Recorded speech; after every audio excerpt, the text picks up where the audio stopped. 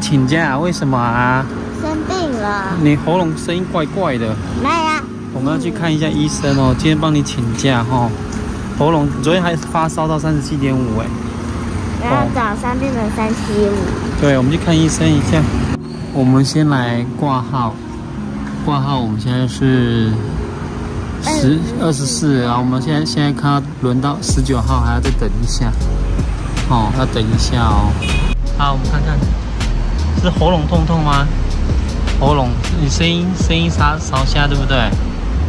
哦，声音沙哑，你昨天也发烧，早上又发烧，所以一定要给医生看一下哦。哥哥没有发烧，他没有接触流感的病人没有吼。不知道是不是学校同学，我们家都没有。好。对，因为上一次，不知道医师有没有印象？上一次哥哥也是这样，然后就是突然那一个礼拜他就是咳嗽，然后有发烧，然后后面就没事了。然后他昨天有快筛，没事。好。昨天有快筛，他是阴的。深呼吸哦。最后一下，深呼吸，对，好棒哦！快筛做过了。昨天有做快筛，因为妈妈担心，就说先快筛。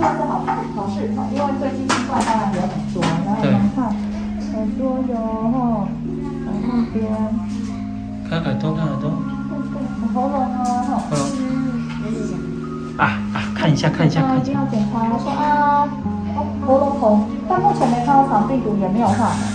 好。是有一点不是到了，看起来是溶进去了，还是有点那个比较黏的，而已，没有到黄脓哈。真的，你很棒哦。好来，我们帮他看一次就可以了。